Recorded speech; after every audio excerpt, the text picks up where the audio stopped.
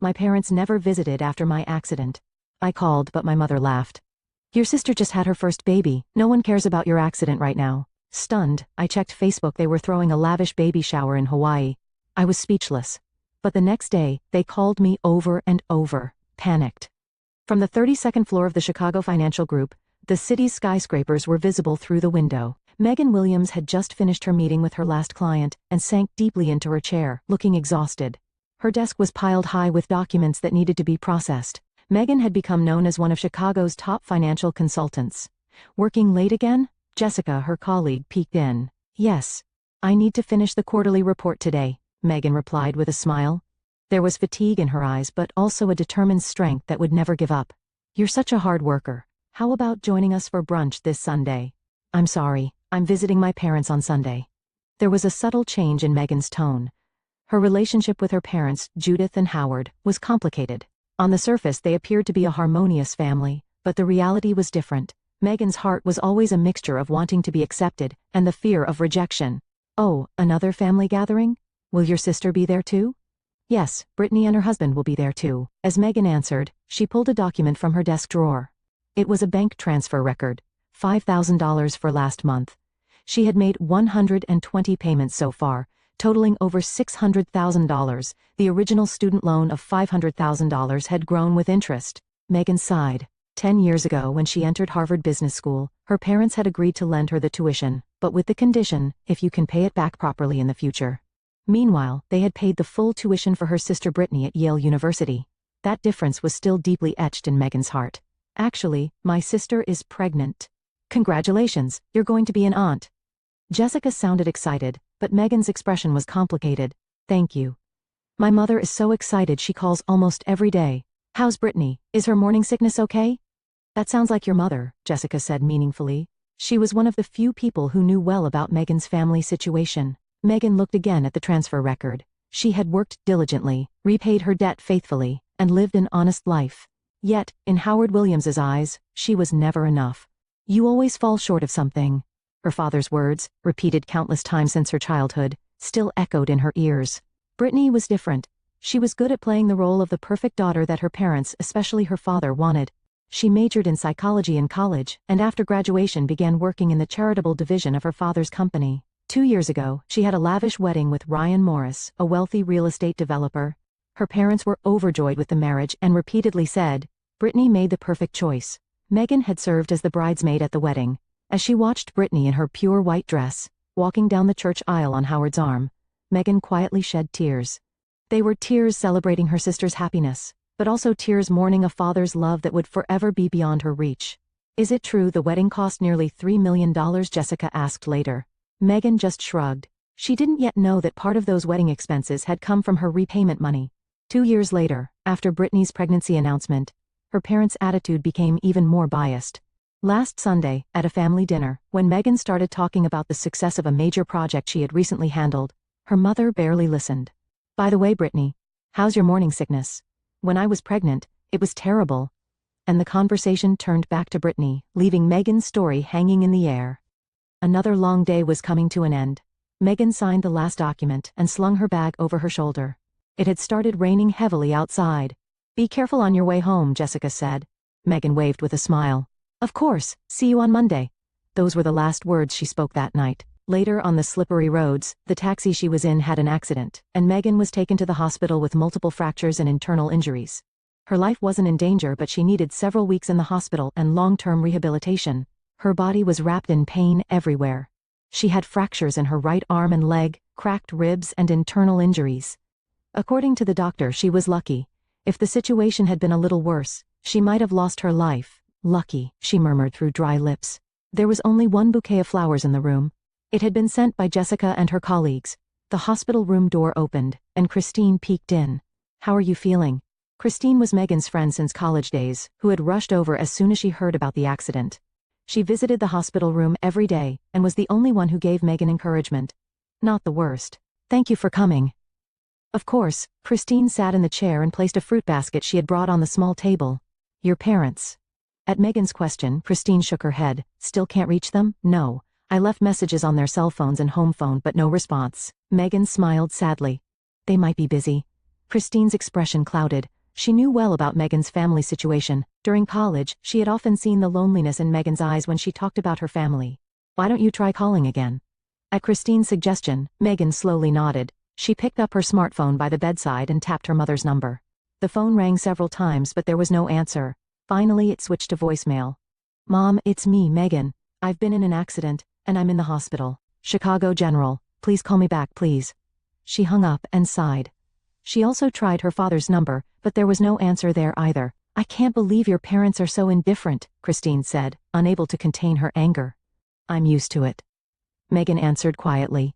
It wasn't a lie, but in truth her parents' indifference this time exceeded even her expectations. The accident had happened 3 days ago. It had been reported in the local news. Her name had been mentioned. Yet, there had been no contact from her parents. What about Brittany? She might know something. She's not answering her phone either. She might be busy, she's pregnant. Christine didn't say anything, but the flame of anger still burned in her eyes. She gently held Megan's hand. I'll come again tomorrow after work. Do you need anything? Thank you, nothing special. After Christine left, the hospital room was again enveloped in silence.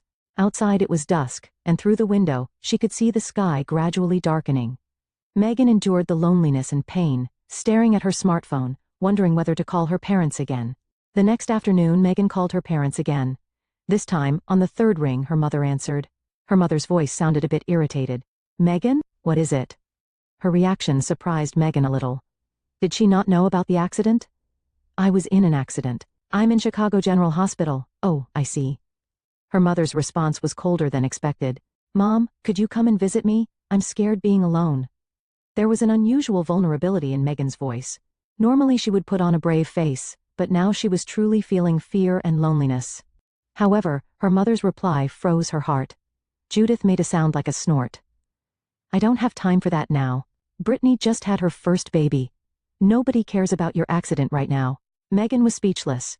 She hadn't even been told that her sister had given birth. More than that, her mother's cold words deeply hurt her. But I'm seriously injured. I need help, she pleaded desperately.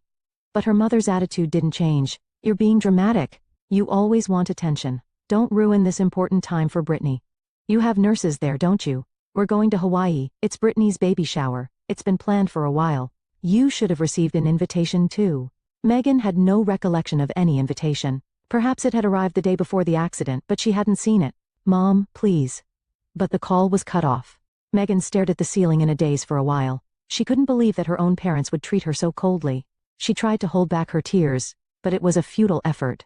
Quiet tears flowed down her cheeks, soaking her pillow. The hospital room door opened, and a nurse came in. Seeing Megan's tears, she approached with concern. Are you okay? Is the pain worse? Megan shook her head. I'm fine, just feeling a bit lonely. The nurse smiled kindly. Will you have visitors? My friend will come. My family seems busy. That was her excuse. She didn't have the courage to explain to others that her parents were prioritizing her sister's baby shower over her accident. After the nurse left, Megan picked up her smartphone. Still dazed, she opened the Facebook app. What she saw displayed were numerous photos of her parents and Brittany's family in Hawaii. Blue ocean, white sand, luxury resort. Brittany was holding her small belly, smiling with her husband Ryan. Her parents also appeared with bright expressions, with photos of them toasting with champagne glasses. Such a lavish party, Megan murmured as she scrolled through the photos. Gourmet food prepared by a top chef, a mountain of expensive gifts. She thought about her medical expenses. Insurance would cover a portion, but there would still be a significant out-of-pocket cost. And she would need rehabilitation costs in the future as well. Yet, her parents were wasting money like this in Hawaii. As she continued looking at the photos, a comment caught her eye. It was written under a photo posted by her mother. The best gift for Brittany, including a special contribution from Megan. Megan caught her breath. The meaning of those words was clear. Her parents were using her monthly repayments to cover part of this party. Her debt repayment was being used for her sister's baby shower. Unbelievable. Anger and a sense of betrayal exploded within her. She had diligently repaid the loan every month for 10 years, sometimes even cutting back on her own life to do so. Yet her parents were using that money, without her consent, for her sister. Megan called her lawyer friend Alex. He was Megan's college boyfriend and was still a trusted friend. I'm sorry, do you have time now? What's wrong? It's been a while. She told him everything about the accident and her parents' behavior. Alex raised his voice in surprise and anger. I'll come right over. I'll be at the hospital in 30 minutes. As promised, Alex came to the hospital promptly. He sat at Megan's bedside with a serious expression. First, can you show me the loan contract with your parents? Megan showed him a scan of the contract from her smartphone's cloud storage. Alex read it carefully and pondered. According to this, the repayment is voluntary, and no strict deadline is set. Legally, temporarily stopping the repayment shouldn't be a problem. He continued, and there's one more thing to consider. The family property that you're expected to inherit from your grandparents. Megan's grandparents owned a vast tract of land and a house in the Chicago suburbs. Currently, the elderly grandparents lived there, but in the future, it was to be distributed to Megan and Brittany through their parents. There was a special clause in your grandparents' will, a condition that the grandchildren's happiness must be protected. Your parents' recent actions clearly violate that condition. Legally, there's a good possibility that you could claim those rights for yourself alone. At Alex's words, a look of determination appeared in Megan's eyes. Enough is enough. Tomorrow I'll send notification to stop all repayments, and I'll also claim the grandparents' estate as my right alone. Her voice was trembling, but it was from anger, not hesitation.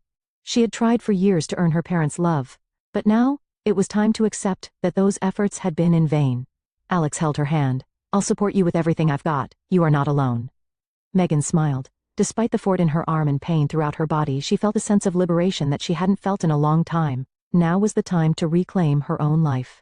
She sat on the bed, going through the documents that Alex had prepared.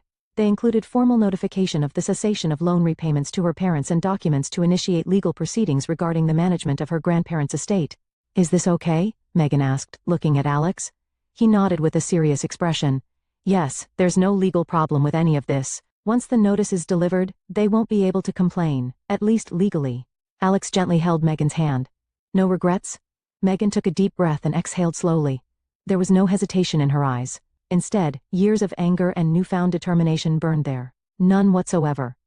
For 10 years, I desperately tried to be recognized as their daughter. But it's over now. I'll decide my own life. Alex smiled. Good, then I'll send these. He put the documents in his briefcase and stood up. I'll send them by mail, and also copies by email to ensure they're delivered. Thank you, Alex. Megan expressed her gratitude to him. She knew painfully well how strong the presence of a friend could be right now. Call me immediately if anything happens. I'll come right away. After Alex left the hospital room, Megan was alone again. She lay on the bed, staring at the ceiling. She reflected on her life so far, her relationship with her parents, her relationship with her sister, and her path going forward. Anger still smoldered in her chest, but at the same time she felt a strange sense of liberation. The nurse came into the room regularly to check on her condition.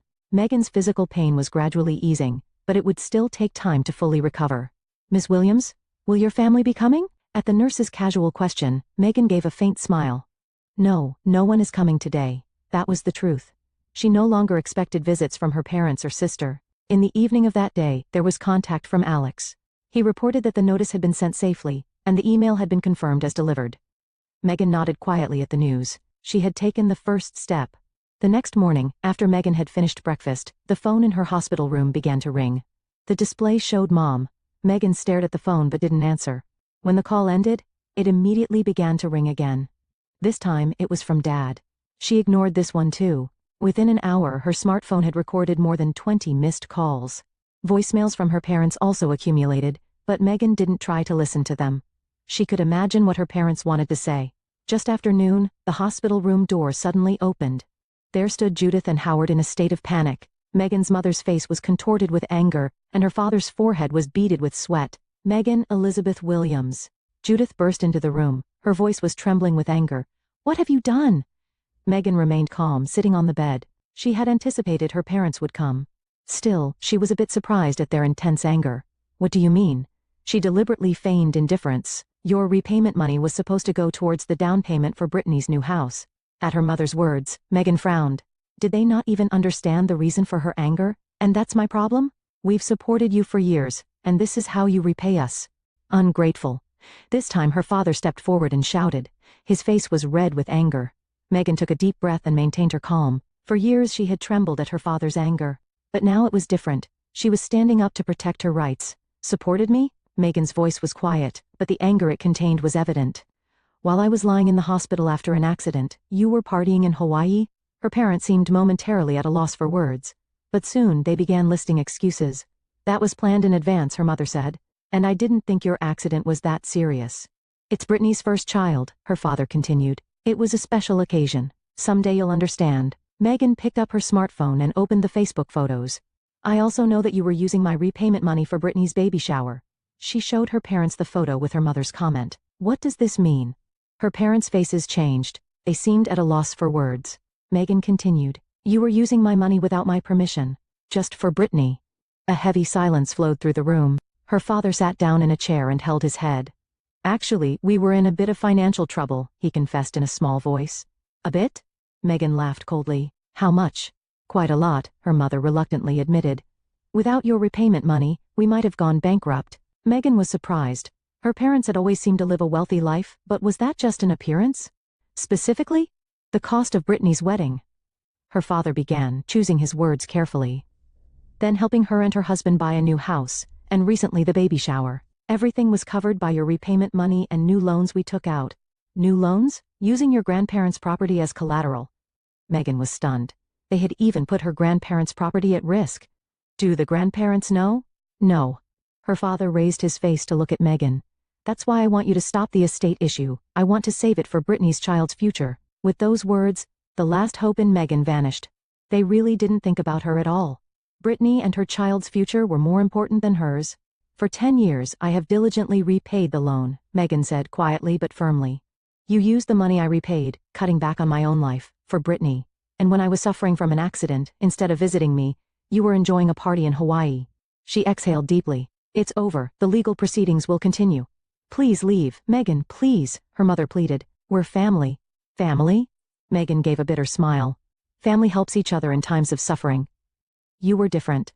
At that moment the hospital room door opened, and a nurse came in. She looked at Megan's monitor and frowned. Your blood pressure is rising. Did something happen?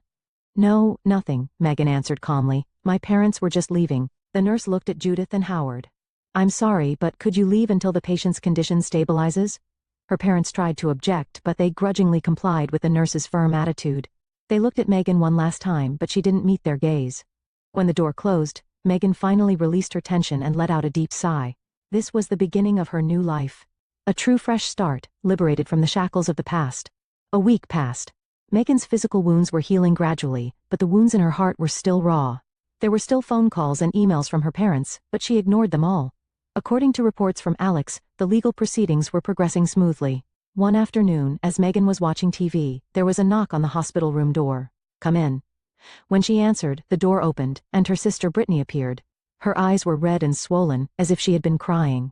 Holding her small belly, she timidly entered the room. Megan looked at her sister with mixed emotions. Anger, love, and sadness were all mixed together.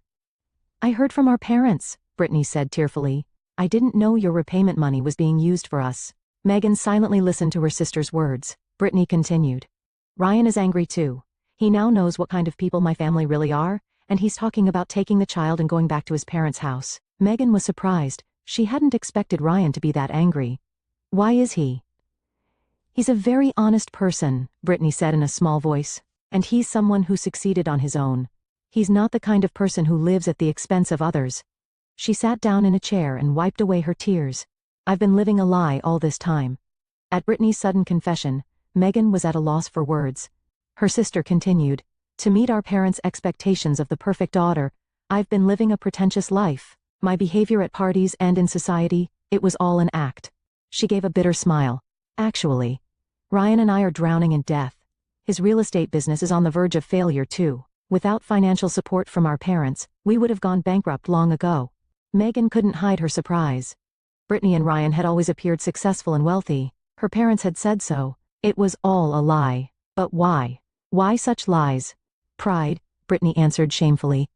I wanted to meet our parents' expectations. And she hesitated a bit before continuing. I've always been jealous of you. Successful on your own, strong. Brittany began to cry again.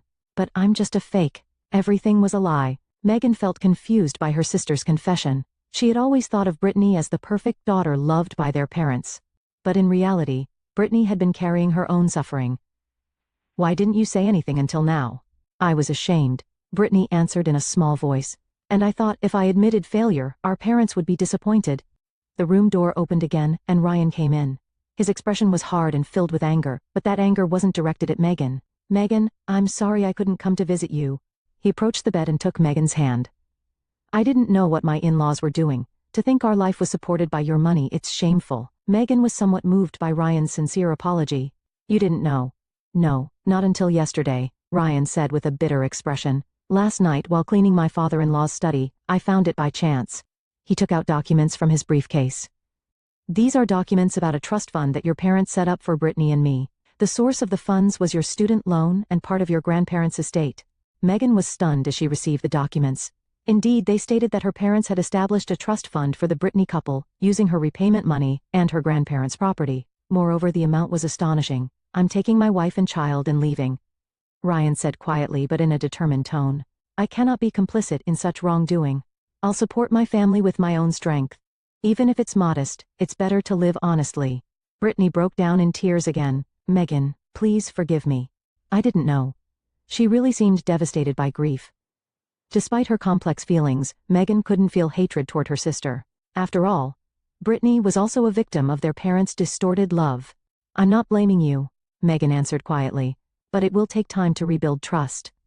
Brittany nodded slightly. I understand. I also want to start over. I want to live honestly with Ryan. I support your legal proceedings, Ryan said, looking at Megan. For the sake of protecting your grandparents' property, and for justice, we will start over on our own. He took Brittany's hand and stood up. We should go now. Megan needs rest. Brittany nodded and looked at Megan one last time. Can I come again? Megan thought for a moment, then nodded. Yes, of course. As she watched her sister and brother-in-law leave the room, Megan felt the burden on her heart lighten for the first time. Her life had changed dramatically over these weeks. The unfortunate accident had, conversely, liberated her from years of bondage. 6 months had passed. Her broken right arm and leg had completely healed, and the internal injuries had recovered. After days of intense rehabilitation, Megan had fully returned to work 2 weeks ago. Her colleagues welcomed her return, and Jessica in particular hugged her with tears. You've done so well. Jessica's words warmly resonated in her heart. Megan's life had changed significantly. With Alex's legal support, she had completely stopped repaying the loan to her parents. Furthermore, the legal proceedings regarding the management of her grandparents' estate had been successfully completed. Her grandparents had agreed to revoke her parents' management rights based on the clause to protect the grandchildren's happiness. In fact, her grandparents were furious when they learned about her parents' actions and fully supported Megan. Your father used my property as collateral for a loan, Grandfather William said, his face red with anger. Even at 85, he was a man of strong character. Don't worry, Megan, let's settle everything in the right way. The support from her grandparents became a great emotional support for Megan. She inherited part of her grandparents' estate in advance, and used those funds to purchase a new apartment downtown. It was a place she had always yearned for, a spacious living room, a wall full of bookshelves, and large windows with a view of the lake. She had finally acquired her own sanctuary. After finishing her morning coffee, Megan began preparing for work. Standing in front of the mirror, she examined herself. She was a bit thinner than before, but there was a strong light of determination in her eyes. She had begun to walk life's path by her own choices. Meanwhile, her parents' situation had changed completely. Megan's legal measures and her grandparents' anger had become gossip in the community. And Judith and Howard were abandoned by many friends. Their false life and treatment of their daughter had come to light. Especially her father, Howard, had suffered a heart attack from this stress and had been hospitalized 3 weeks ago. Ironically, they didn't have adequate medical insurance and couldn't afford the treatment costs. The life built on appearances and debt had collapsed all at once. They brought it on themselves, Christine said. But Megan had complex feelings in her heart. They were her parents. She couldn't forgive their actions, but she couldn't be completely indifferent to their plight either. In the end, she decided to anonymously pay for part of her father's medical expenses. It wasn't forgiveness, merely a humanitarian act. Megan, do you really want to do that? Alex seemed surprised by her decision. They hurt you terribly. I know, Megan answered quietly. But I don't want to become like them. Brittany and Ryan had also begun walking a new life path. They had sold their luxurious condominium and moved to a small apartment in the suburbs. Ryan had closed his real estate company and found a job at a construction company. The salary was less than half of what he used to earn, but he spoke of the satisfaction of working honestly. After giving birth, Brittany had started taking online courses. She was aiming to qualify as a teacher. I've always wanted to work with children, she confessed to Megan. But our parents objected, saying the salary was too low. Megan quietly supported her sister's new decision. Their relationship was gradually being repaired. It would take time to fully regain trust, but at least now they could talk honestly. Brittany's son, little Daniel, was 3 months old. When Megan met her nephew for the first time, she couldn't help but tear up. His innocent smile seemed like a symbol of the family's new hope. "Would you like to hold him?" When Brittany asked, Megan timidly cradled the baby in her arms. Daniel stared at her and suddenly smiled.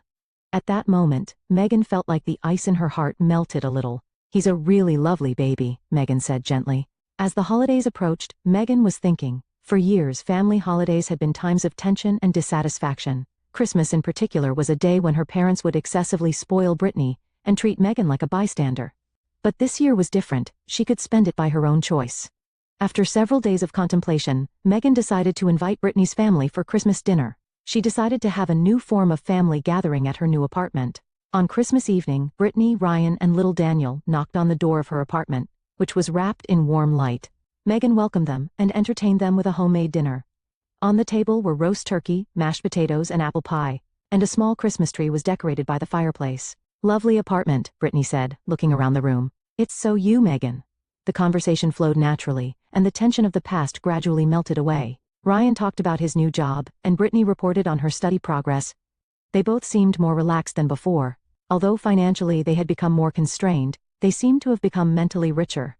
At dessert time, Brittany quietly looked around the table. "What about our parents? Are you seeing them?" Megan took her wine glass and answered thoughtfully, "No. I receive letters from them, but I don't write back." After a brief silence, she continued, "Our parents are facing the consequences of their choices, but we can choose a different path." Ryan nodded and picked up little Daniel. "For the sake of the children, we must make the right choices." Megan smiled at her nephew's smile.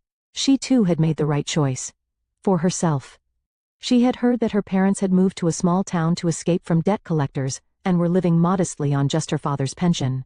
They had lost their glamorous position in society and been abandoned by their friends. Their ostentatious life in Chicago was over, and they were forced to face reality. They were receiving the consequences of their actions. In Megan's desk drawer, several letters from her parents were stored. The first ones were full of anger and blame, but recent ones had words of apology. Especially those from her mother were imbued with regret. "I'm sorry for hurting you. I hope someday will come when you can forgive me." Megan read the letter and thought deeply. However, she wasn't yet ready to write back. The wounds were deep and needed more time to heal. After the Christmas dinner, as she saw Brittany's family off, Megan silently vowed in her heart, not to be bound by the past but to walk the path she had chosen. And perhaps with time, she might learn to forgive. But that time was not yet. Now was the time to focus on healing herself and building a new life. Returning to her apartment and looking at the night view from the window, Megan felt satisfaction and peace. The accident had greatly changed her life, but as a result, she had become a stronger, more independent woman. And above all, she had learned to live her own life.